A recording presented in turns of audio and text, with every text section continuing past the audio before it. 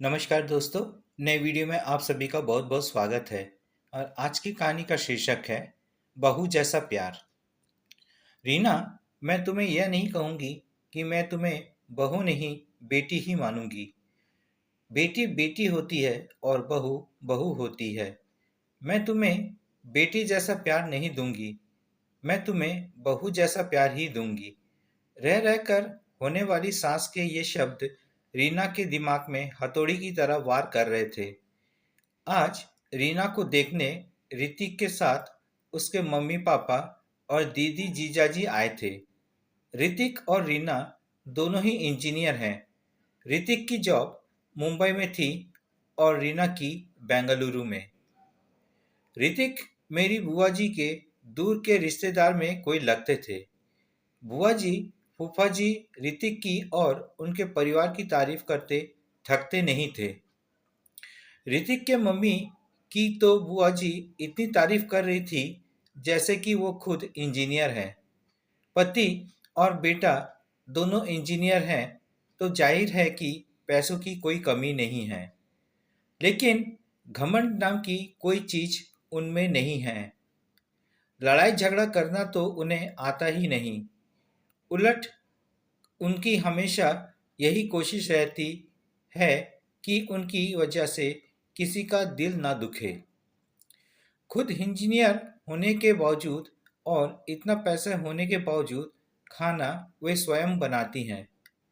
सिर्फ सब्जी आदि काटने के लिए काम वाली की सहायता ले लेती है।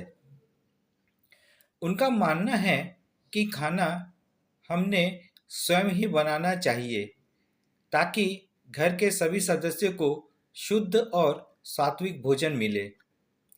इतनी तारीफ कर रीना को मन ही मन लग रहा था कि यदि ये संबंध हो जाता है तो वो अपने आप को बहुत खुश नसीब समझेगी। क्योंकि कहा जाता है ना, पति पत्नी के गुण ना मिले तो चलता है, लेकिन सास बहू के गुण मिलना चाहिए, तभी वैवाहिक जीवन सुखी रहता है। यही सोचकर रीना मन ही मन खुश हो रही थी कि मुझे बहुत अच्छी सांस मिलने वाली है। लेकिन आज जब उन्होंने बहू जैसा प्यार देने की बात कही तो वो बात किसी के समझ में नहीं आ रही थी। आज तक सभी ने यही सुना था कि हर सास ऐसा ही कहती है, तुम मेरी बहू नहीं बेटी हो, मैं तुम्हें बेटी जैसे ही प्यार दूंगी। लेकिन यहाँ तो उल्टा ही हो रहा है, बहू जैसा प्यार। घर में सभी को आशंका हो रही थी कि कहीं वे शादी के बाद फिल्मों वाली ललिता पवार टाइप की सास ना बन जाए। यदि ऐसा हुआ तो मेरा क्या होगा। लेकिन सिर्फ इस बात एक बात को नज़रअंदाज किया जाए तो बाकी सभी जानते सभी बातें अच्छी होने से घर के सभी सदस्यों को लग रहा था कि ये रिश्ता हो जाना चाहिए। और आखिरकार शादी हो गई। रीना की शादी तो हो गई, लेकिन दिमाग में हर वक्त मम्मी जी के शब्द तुम्हें बहू जैसा प्यार दूंगी गूंजते रहते थे। इसलिए रीना मन ही मन डरी हुई थी। रीना ऋतिक से इस बारे में बात नहीं कर सकती थी क्योंकि उसे डर था कहीं ऋतिक यह न समझ बैठे कि शादी होते ही रीना ने मम्मी जी के खिलाफ उनके कान भरने शुरू कर दिए। इसलिए रीना के मन ही मन फैसला लिया था कि वो अपना हर काम इतना परफेक्शन से करेगी कि मम्मी जी को शिकायत का मौका नहीं ही नहीं मिलेगा। जब शिकायत का मौका ही नहीं मिलेगा तो वे ललिता पवार नहीं बन पाएंगी। इस बात का उसके ऊपर इतना असर हुआ कि वो हर वक्त डरी डरी सी रहने लगी। ऋतिक ने भी दो तीन बार प्रेम से पूछा, क्या बात है, तुम खुश नहीं दिखती, तुम्हें किसी ने कुछ बोला क्या। रीना उन्हें क्या बोलती। उसने इतना ही कहा, नहीं, ऐसी कोई बात नहीं है। नया घर, नया वातावरण, सब कुछ नया होने से शायद मैं अपने आप को एडजस्ट नहीं कर पा रही हूँ। धीरे धीरे सब ठीक हो जाएगा। मम्मी जी, पापा जी भी मेरा बहुत ख्याल रखते हैं। हर वक्त बहुत प्यार से पेश आते हैं। लेकिन उसके मन में जो बहू जैसा प्यार की गांठ बैठ चुकी थी, वो निकल ही नहीं पा रही थी। सब लोग कहते हैं ना कि शादी के बाद कुछ दिनों तक तो ससुराल के सभी लोग अच्छे से ही रहते हैं। असलियत तो धीरे धीरे सामने आती है। अभी तो शुरुआत है, इसलिए ये लोग प्यार जता रहे हैं। धीरे धीरे मेरा मन इन्हीं सब आशंकाओं से ग्रस्त रहने लगा।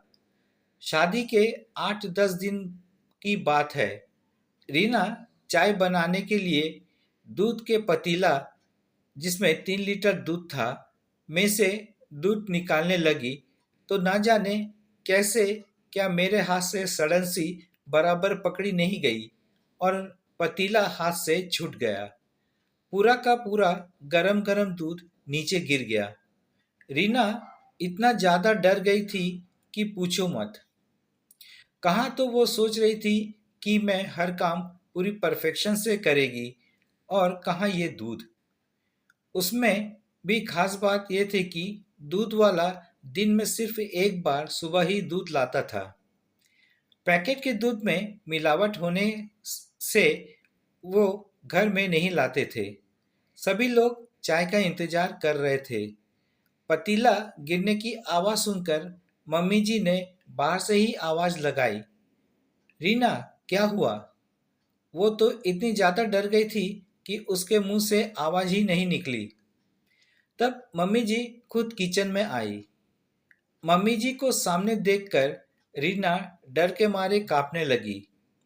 रीना को लगा कि अब वो जरूर ललिता पवार बन जाएगी, क्योंकि अब कल सुबह तक किसी को चाय नसीब नहीं होने वाली और सभी को चाय पीने की आदत है।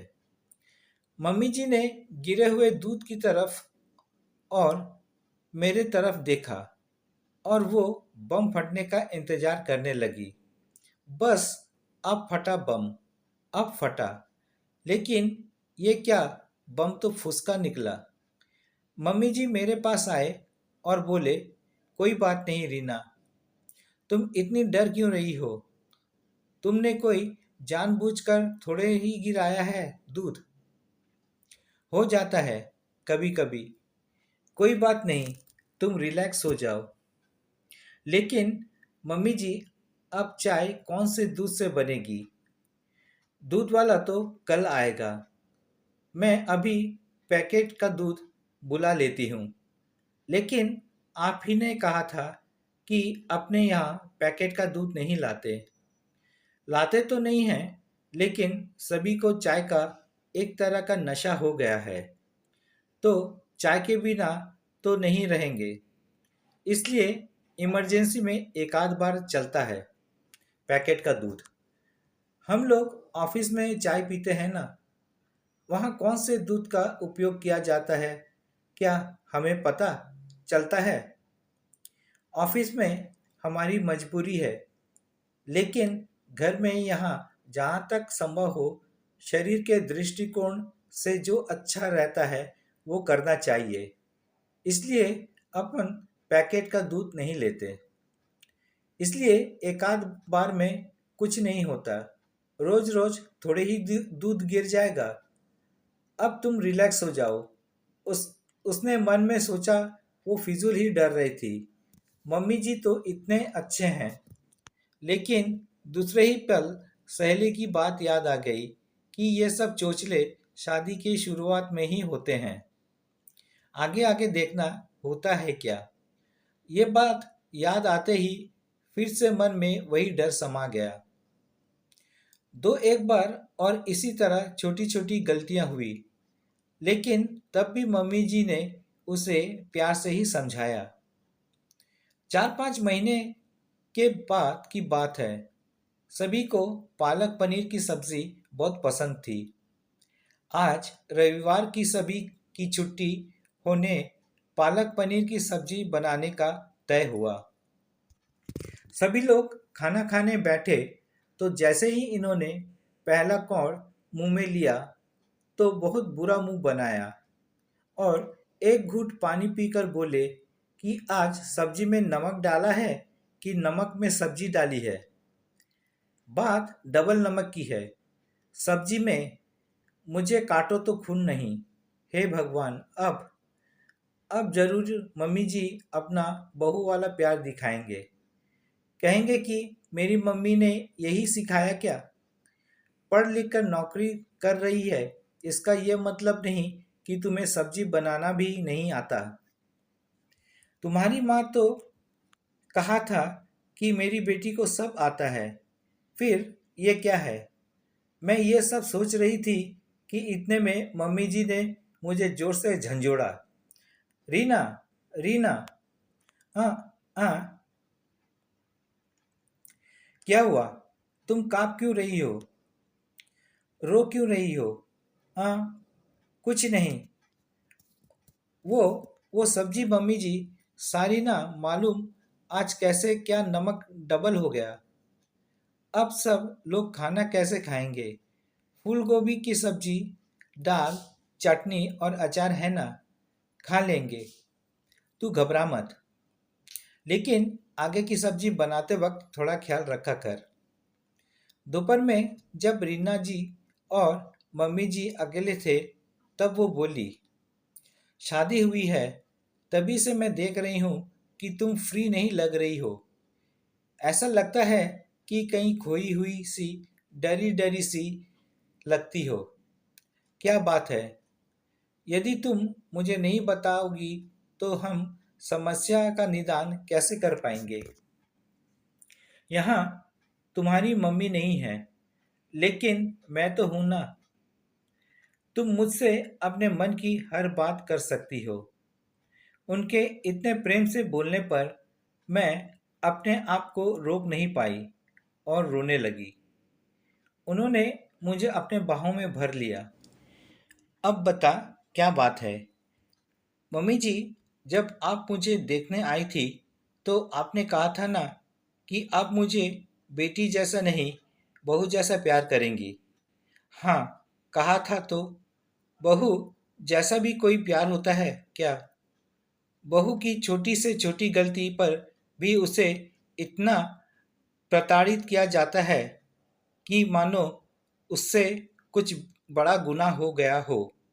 इसलिए मुझे लगता है कि आप मेरी छोटी सी छोटी गलती पर भी महाभारत रचेंगी, इनको मेरे खिलाफ भड़काएंगी। इसी सोच के चलते मैं हर वक्त डरते रहती हूँ कि मुझसे कोई गलती नहीं होनी चाहिए। मुझ पर नाराज होने का आपको कोई मौका नहीं मिलना चाहिए।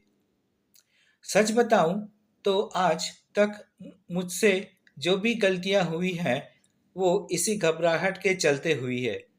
लेकिन मेरी एक बात समझ में नहीं आई, बहू जैसा प्यार करूंगी ऐसा कहने पर भी आपने आज तक अपना सासूपना नहीं दिखाया और मुझे डांटा भी नहीं। फिर आपने ऐसा क्यों कहा था कि आप बहू जैसा प्यार करेंगी? अरे पगली, मुझे नहीं पता था कि तू मेरी सीधी सी बात को इतना दिल पर लगा लेगी। एक बात बता, क्या कभी तूने किसी माँ को अपनी बेटी से ये कहते सुना कि वो उसे बहू जैसा प्यार करेगी? नहीं ना। जब हम बेटी को बहू जैसा प्यार नहीं करते तो बहू को बेटी जैसा प्यार क्यों करते हैं? इसका तो यही मतलब हुआ ना कि हम बेटी को ज़्यादा महत्व देते हैं, बेटी को ज़्यादा प्यार करते हैं। इसलिए बहू से कहते हैं कि तुझे बेटी बनाएंगे, तुझे बेटी जैसा प्यार देंगे। हम लोग बेटे को ज़्यादा महत्व देते हैं, इसलिए बेटे को बेटे जैसा ही प्यार देते हैं।